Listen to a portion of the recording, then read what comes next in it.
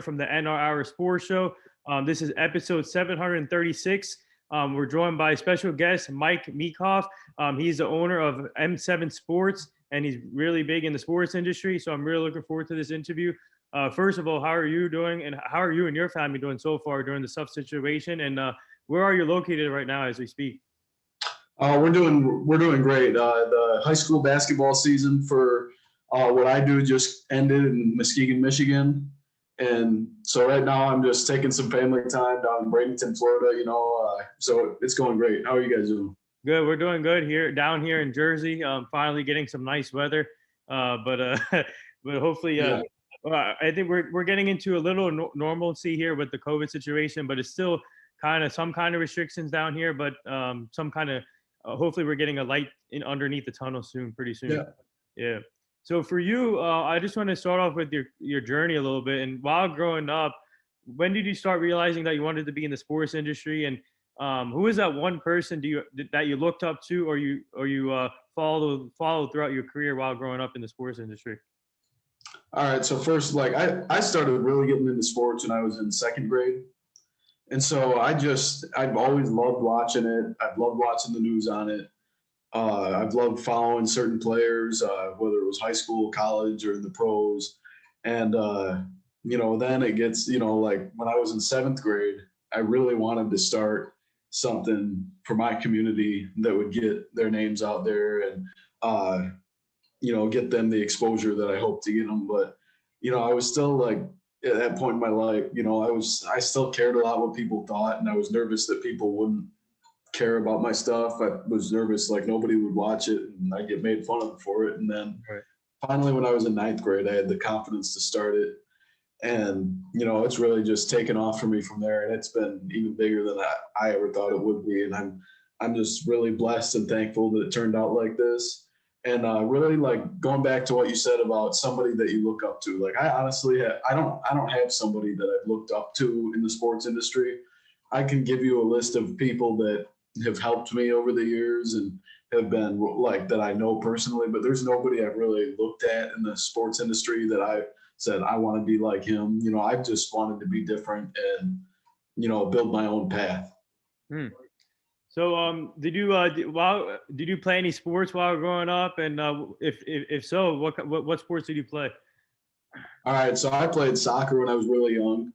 I played baseball a little bit in elementary, and then I played football for 2 years in high school. I ran track for 2 years in high school. Oh, wow. Yeah, and I even powerlifted for a couple of years in high school. Damn. So, like bench, squat, deadlift, whatever you could get on it, basically max out in competition. So that was fun, but I really realized that I was meant to be here in the sports journalism industry. Yeah, so I want to ask you though, what obviously for you playing multiple sports and doing multiple things throughout your when you were growing up, and what advantage is that like just to be multitasking, be versatile in other sports? What's that like though to have in this industry?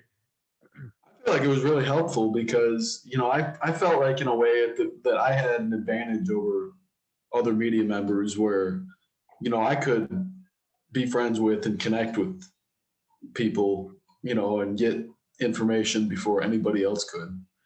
And so I really felt like that kind of helped me as an advantage. Now I don't play any sports because I've completely focused on what I'm doing. Because when I was playing freshman and JV football, it was the games would be on Thursdays, and then the varsity games would be Fridays, and I cover the varsity games. And so I could easily play on Thursdays in the games. Mm-hmm. And then on Fridays, I could just, be at a whatever varsity game I wanted to, and I wasn't missing anything. But last year I really had to make a choice about it. And I decided to go with journalism because I thought I had a long ways to go in that. And I thought I had a really good shot of being successful. It was really fun to play, but I never thought it was gonna help lead me anywhere in life. So for you being a former athlete and now being a journalist, so for you being an athlete and then connecting with your teammates and other athletes that you played against, would you say that helped you translate into your next journey, which is sports journalism, where you can relate to the athlete easier because you were a former athlete? Absolutely. And my little area of Muskegon, Michigan. I don't know if you know where that is, but if people from Michigan always pull up the mitten, we're over on the west side of the state. Like that's Grand Rapids, that's Detroit. We're like over here on the shores of Lake Michigan. And so I cover 24 schools in that area. And, just the amount of relationships I've got to build with coaches and players, it's really, and obviously being a former athlete helps, but, just getting that experience really is beneficial to me, I feel like. Yeah, so actually, I saw your interview with Global Kid Media. I think it was like 2 months ago. He does a great job, by the way. Yeah, he's amazing, and actually he's from Michigan too. So I'm sure. Yeah, he's from Grand Blanc. Yeah.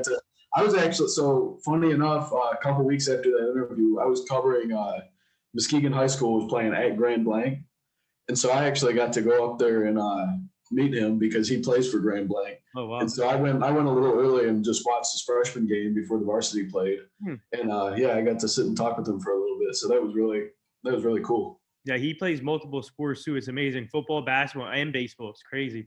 But when it comes to interviews, this kid is a star in the making. I'm telling you, man. I don't like. It's amazing to see all these kids having their own platforms now to start shows and interview people. It's just amazing. But I want to ask you though, for you as a journalist, what's it like covering high school sports and seeing all this young talent grow as a person and learning from their coaching staff and trying to get to their goals? So what's it like just covering these your high school athletes now? I love it. It's not. I've always dreamed of being somebody that covered college or pro games, but the difference is like I covered the MAC championship a couple of years ago, and there's a lot of restrictions everywhere with who you get to talk to, how long you get to talk to. For high school, it's really like it's wide open, and you get to talk to whoever. Like you get to actually build relationships with people and build trust with the people you get to meet, and they might tell you something that you can't necessarily share, but it can help you in writing your next story or what angle to take on something. And so it's great getting to build relationships with those guys and getting to see individually how different programs run it differently compared to the other teams. And so I've always loved watching that and being right there up in center and getting to see that. So obviously before we had COVID, and so take me back to your experiences covering on the sidelines. And so obviously when it comes to high school playoffs, it gets intense. So take me back when you were covering these playoffs. How intense was it, especially with the fans and these high school players get pumped up with the fans? So what was it like just covering the playoffs though? The playoffs. I love it, especially small town football. Yeah. It seems like everybody and their mom knows all the players on the team, and you get to like, especially the really small towns where everybody's lined up all along the fences and everybody's screaming, and it's just really fun. And especially like this year, nothing changed for me. I still got to be in person at all the games, and they had a normal fall football season. It was a little delayed, but they had a normal fall football season, and I got to go on the sidelines for all the games except the state championship. That's the one thing that I didn't really like, that as far as last year when I went to the state championship, basically everything at Ford Field, the Lions Stadium, was open to me. And same with when I covered the MAC championship. And so, you get to go on the field during the game. There's press rooms. There's a buffet upstairs in the press box. And this year they put all the media like in this row, like in the front row, like away from all the players. And so that was one of the things I missed because of COVID.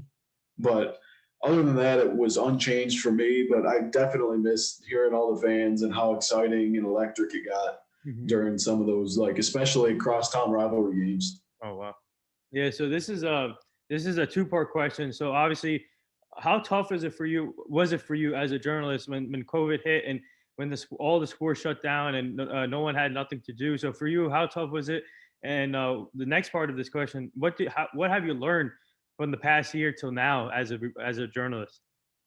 All right, so I'll answer it. And honestly, when COVID happened and everything got shut down, it hurt me more seeing the players. Like, it didn't obviously hurt me missing the opportunity to get to watch some of the teams win state championships that I was hoping for. But I mean, my heart just broke for the players that had worked so hard to put themselves in the position to have a chance to win a state championship. And it looked like their year and everything was going right. And then all of a sudden, you have it just all of a sudden taken away from you in 2 seconds. And that leads to the second part of the question, what have you learned over the last year? And it's never take anything for granted, because you never know if you're ever going to get it back or not. And we don't know if it's looking really good right now, but we don't know if we'll ever go back to fully normal with everybody in the stands. And I remember the day before everything shut down, I was at a basketball playoff game, and everything was all normal. It was just, everybody was in the stands. Nobody had masks on. It was just, play ball. And a day later, it all got taken away. So, yeah, I would say never take anything for granted. And, yeah. So, obviously, when you're covering these sports now, what are the protocols for you guys? Obviously, you have to wear a mask, right? Obviously, when you cover. Yeah, absolutely. So what are the other protocols that they put in place in Florida, especially being in Florida? So what other protocols that you have to follow other than the mask? Really, other than the masks, I don't really notice any other protocol. Like, obviously you got to stay socially distanced, but besides when we were at Ford Field for the state championship, like at the high schools, basically you only have to wear the masks as a reporter. There's less fans in the stands, but as long as you're a reporter and you have a Michigan High School Athletic Association issued media pass, you can get in with the mask on and talk to all the players after the game and get to stand on the sideline. I haven't really noticed any differences as far as that. So I want to switch gears now to your obviously M7 Sports, and you're the owner of that, which is amazing what you're doing there as an owner. And obviously you're connected with NFL players, college players, and even high school athletes still with that company. Yep. So obviously I saw a picture of you with Willie Snead. So, yeah. But for you, how did that company come about, and how grateful are you to be in this position to be the owner of that company? It just came about when I decided to start it. I obviously knew nobody was going to hire me at the time. Mm-hmm. And so I decided I was just going to create it. And so I came up with the name M7 because 7 was the name I always wore in football when I was young. And so there was Meekhof 7. And then like a month after I started, there was a company around us that offered me a position, and I thought about it for a really long time because they were a well-established company at the time. Mm-hmm. And I turned it down. And now at this point, I'm on the same level as them, I feel like, based on the numbers we're getting as far as average views and things like that. And so looking back, it was a really good decision for me. And I've had a few others over the last year or so give me an offer, and I've turned them all down. But that was a lot easier than the first one. I struggled with trying to decide whether to keep my own going or go work with them. And I think I picked the right thing. And, I'm just grateful to be in the position I'm in. It wouldn't be where it's at without people that supported me. And, I used to hear that all the time as a fan. Like the athletes would be like, "Oh, I'm so thankful to the fans," and I'd just be like, "Yeah, that's a line of BS," But now it's true, because if nobody watched my stuff, if nobody shared my stuff, if nobody cared about my stuff, I wouldn't be doing it. I would have been done a long time ago, and I would have just thought of it as a failure. That's what I honestly thought would happen with 7th grade when I didn't start it, and then I had some confidence and I decided I was going to go for it. But I've always been kind of an optimistic guy, but I truthfully didn't think people would care about it. Mm-hmm. And somehow it came to be that a lot of people in my community, and even outside my community, like right now I'm doing an interview with somebody from New Jersey. I never thought that would happen. Oh. And so, I'm really excited about the direction we're going, and I'm grateful to be in the position I'm at. Yeah, no, obviously, no, the same thing with our show. If no one shared our stuff or no one looked at it, I would have stopped doing this. But absolutely. But obviously, the show is growing, and we had a lot. Obviously, you're the 736th episode. I didn't expect that to be I didn't expect to be at 700. but with the team we have, we work hard every day and Yeah. reach out to these people. And it relates to every job too. You just have to work at Yeah, it. we'd both be lying if we thought everything was going to go smoothly from the very Yeah. beginning. Yeah. So I gotta ask you though. So obviously, whoever doesn't know about this company, what else does it entail, and what do you guys do? Obviously, you guys are work with athletes, but what else does it entail? The company. Yeah, so like I said, we cover 24 high schools in the Muskegon area, uh, mainly football and basketball, and we literally are full in on what the best games are in the Muskegon, Michigan area, who are the best athletes we can showcase, who are the best teams we can showcase, and we're always at the best games possible that the most people care about. And we have a team of 4 different guys, and I feel like we work as hard as anybody to try to get athletes the exposure they deserve. Hmm. So obviously, what's it like just working with these athletes and obviously connecting with them and learning each of their personalities, their families, and how they go about their business off the field, on the field, and also connecting with NFL players and college players like Willie Snead. And what's it like just to be connected with all those athletes? It's really great. And like I'll say, growing up, I was always a Michigan fan because my dad went there. But like right now, I know somebody at Ohio State. I know somebody at Purdue. I know a couple people at Western Michigan. I know a couple people at Central Michigan. And so I feel like I have to root for where I know people. And so, Right. it's really cool getting to see guys that I covered in college go on to play at Ohio State or something like that and get to follow their careers and what they do. And, I've always liked that type of stuff.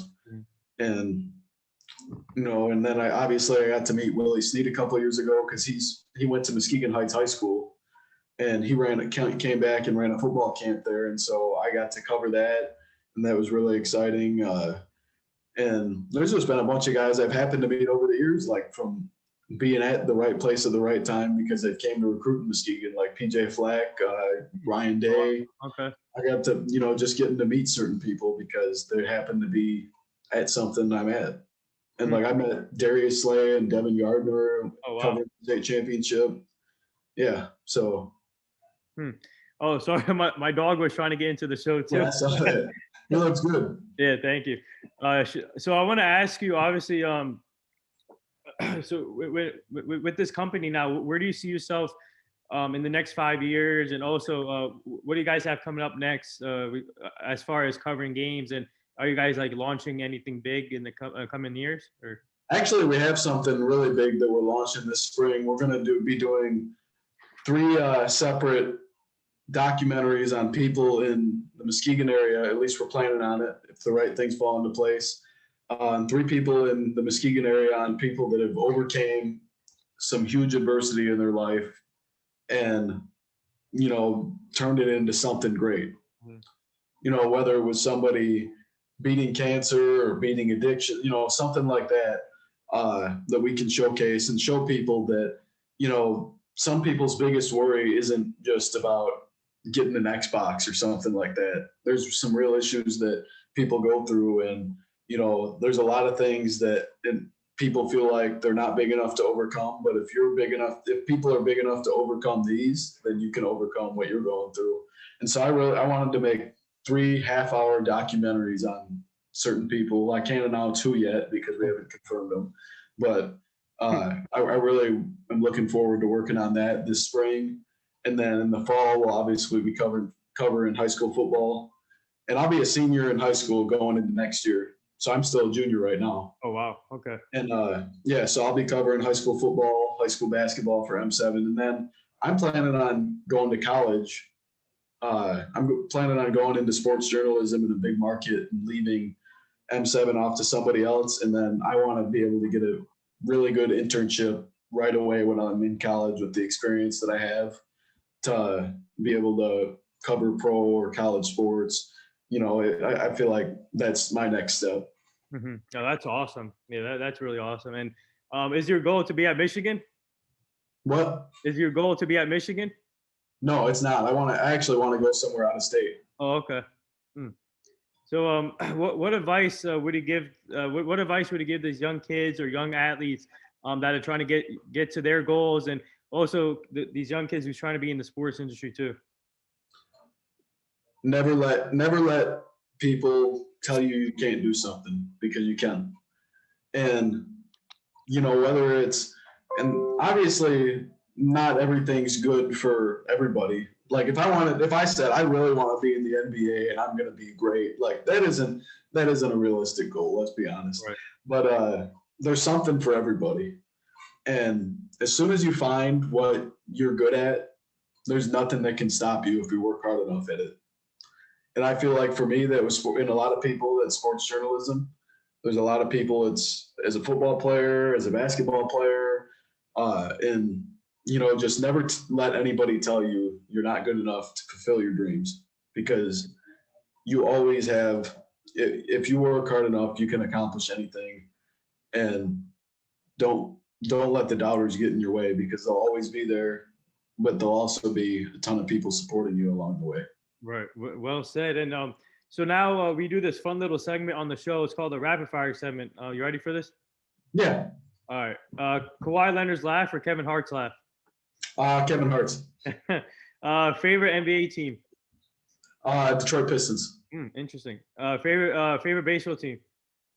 Detroit Tigers. No, both of them are pretty bad right now, but I still like them. I actually like the Yankees for baseball too. Yeah, let's go Yankees.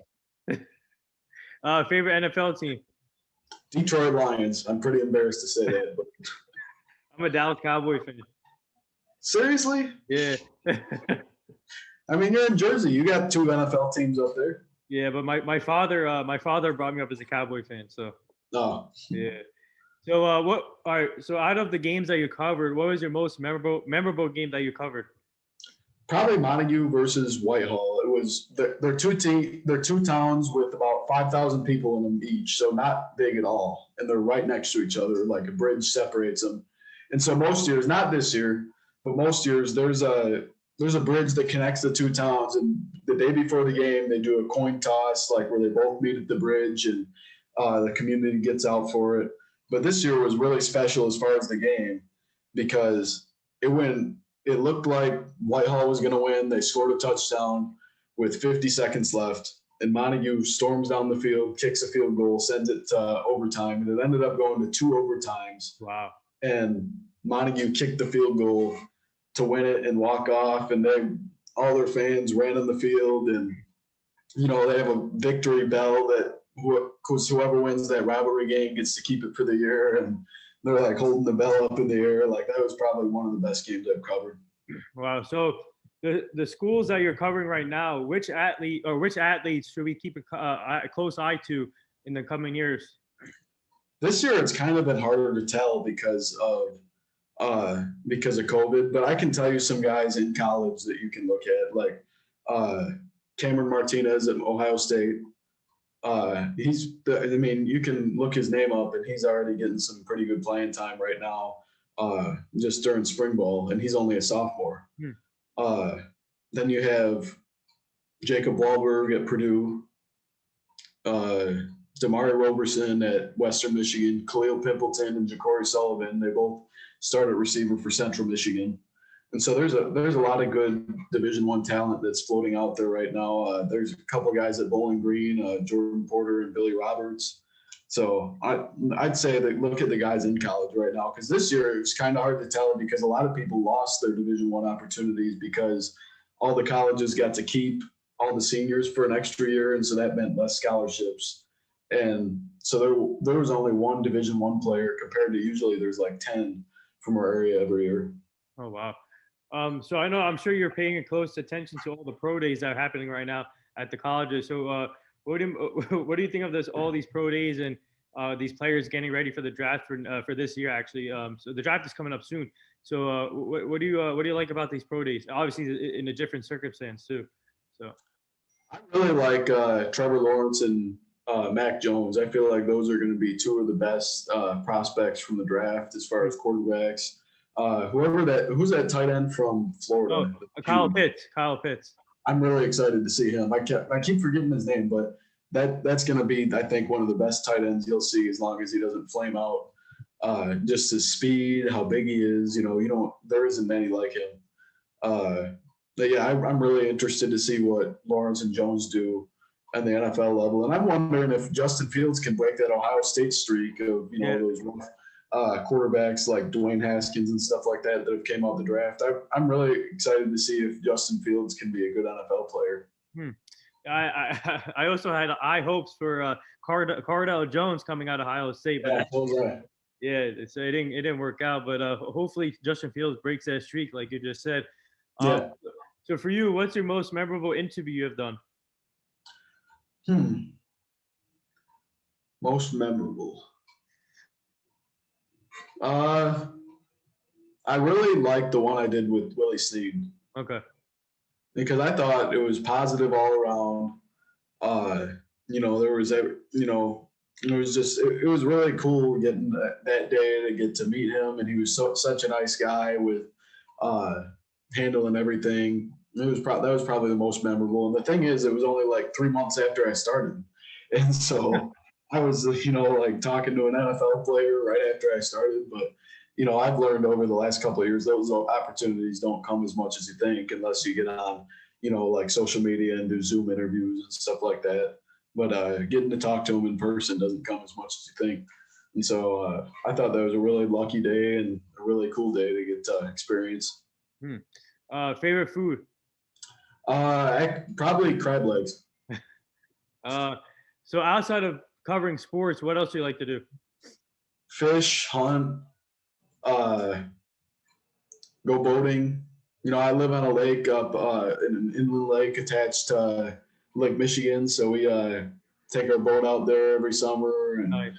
I think that's probably one of my favorite things to do. I just like being outside, to be honest. Outside of covering sports, I like being outside in warm weather, and that's one of the reasons I want to go out of state somewhere is because I don't like the snow up in Michigan. Right. It's too cold. So so the last two things here before I let you go, our full team is part of this foundation called the Hugh Jackson Foundation. Obviously, a former NFL coach, but he's trying to. Yeah, I love Hugh Jackson. Yeah, he's trying to get back into coaching, but he's focused on this foundation, and we're ambassadors for them. We're trying to help prevent human trafficking, making sure the kids stay safe and the community stays safe. And I'm going to send you that page so you can check out the foundation. And we're really, absolutely. We're really inspired to be part of it. So I just want to bring that up. And the last thing here, would you like to say anything to all the nurses, doctors, and essential workers right now? Yeah, I'm thankful for everything you guys do. It's had to be the toughest year that any essential worker, any nurse has had to go through. And, I'm really just thankful for you guys because you guys have saved so many lives. You've helped a lot of families through things that they wouldn't be able to go through without you. If there was no essential workers willing to work through this, then we wouldn't be able to get groceries, or if we weren't feeling well, we wouldn't have anybody to help us. We would just have to figure it out on our own. So I'm really thankful for them. And I'm just glad we have you guys. So there it is. Well said. That wraps up episode 736 with the great Mike Meekhof from M7 Sports. He's the owner of that company. And also he covers high school sports as a sports journalist. I just want to say thank you for joining the show today. It was truly an honor. Like I said, we would like to have you back as a returning guest so you can meet the full team. But just absolutely. Just keep up the great work. I love what you do, and your company is going to grow big. And if you guys need anything by like sharing or promoting, we're happy to do that so we can share it on our page. Whatever you guys launch something. So just keep it up, and you and your family stay safe. All right, thank you, and you too. Thank you. No problem. Yeah.